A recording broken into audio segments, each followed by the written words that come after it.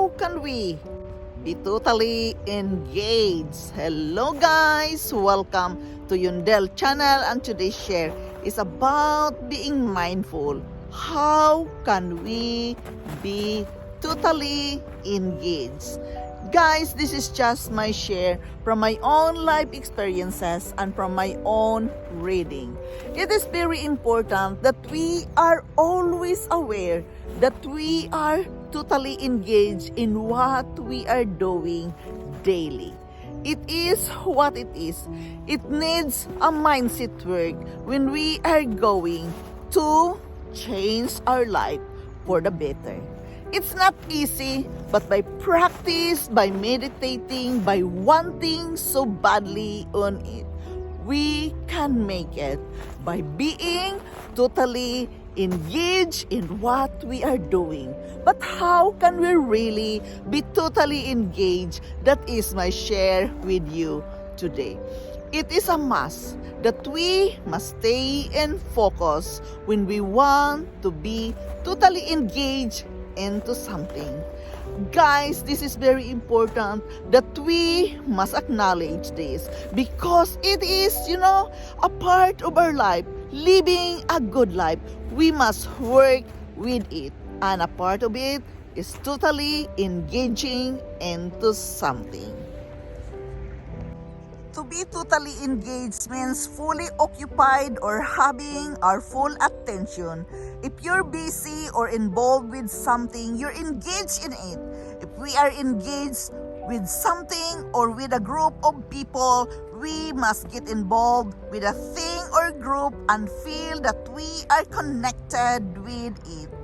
It is very important to be totally engaged into something. We must be an active listener. Yes, guys, it is very important that we are an active listener. We must ask questions. We must be confident. We must have confidence in order to be totally engaged into something. We must begin our conversation. Conversation, guys, is very important. Communicating with each other is very important when we want to be totally engaged into something. We must use reflective listening. We must begin conversation with open and ended questions. Be open, communicate with each other, connect with each other if you want to be engaged into something. We must use reflective listening. It is very important that we can practice that. We must get out of our head. We must find some commonality with the other person. To be totally engaged into something, we must acknowledge its benefits as well as acknowledge the immediate benefits, because we can learn weight of that kind of management. The benefits from engaging an activity reduces our health risk. Why? Because we are less stressed when we can, work something with ourselves. Focusing into something, engaging into something, it will help our health as well, because many times the stress can make us sick. But if you are totally engaged, communicating, conversing with each other, it is a good help for our health as well, because we feel confident enough and we are not stressing. Acknowledge the immediate benefits of it. We must improve our ability to do daily activities. Guys, another benefits of engaging of an activity increases our chances of living a longer life. Yes, living a longer life. It's really help us when we are focused into something because we use less energy on that and we are focusing into one thing. It is very important that we are aware about it. A single word needing to be completely engaged with is to define the deepness of engagement of one's passion. This is the real secret of life, to be completely engaged with what we are doing in the moment. To be totally engaged in life, we must be spontaneous. Even if we are a habitual person, be open to new challenges and embrace change in a little moments of our day. We must have passionate interest. We must embrace who we are. This is very important, guys. Be content, be satisfied of who you are and embrace it and focus into one something. We must be open our mind to the world. Be broad-minded. It is very important that you're broad-minded, you're open into different kinds of, situation. What is going on with the world right now? We must be more a good listener and talk less. Be a good listener and talk less if you want to be totally engaged into something. Really, guys, this is very important that we are a good listener. We must take care of ourselves and focus on opportunity.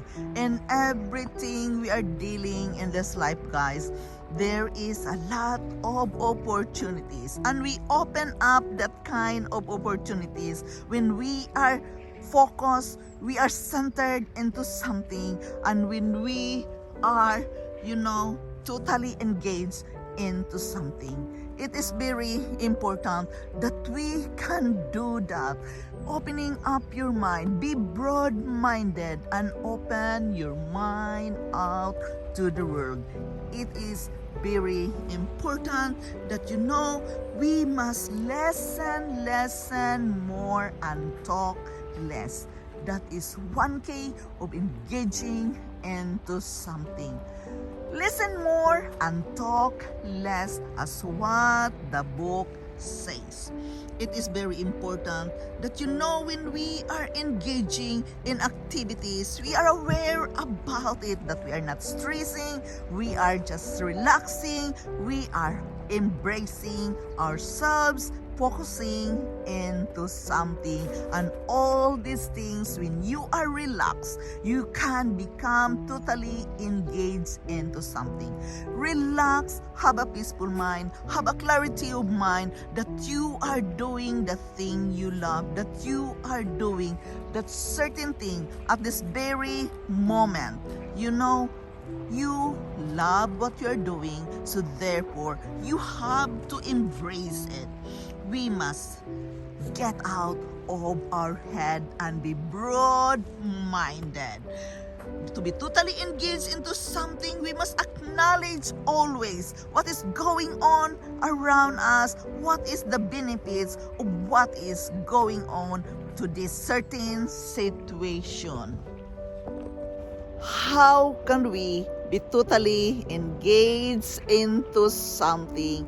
Guys, try to open up your mind. Open for changes. Be broad-minded. And the key is listen more. Listening is very important. Listen more and talk less, as what the book says. Open up yourself. Be open into changes. And of course, communication, the conversation of what you are doing, what you are engaging into something at that certain moment. Be a good communicator. Talk with them and ask questions and be open whatsoever may come, and don't ever judge. Stay focus into something, and it becomes easier for us to stay totally engaged into something when we have the clarity of mind, as what I told you always. Practice the power of prayer and the power of meditation.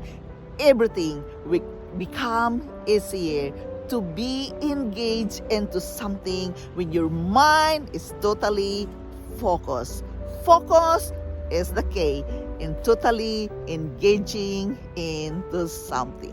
So guys, this is Yundel. Thank you so much for listening. Thank you so much for staying here in my channel every day. I am forever grateful to each and every one of you. Thank you so much guys. I love you all and bye-bye.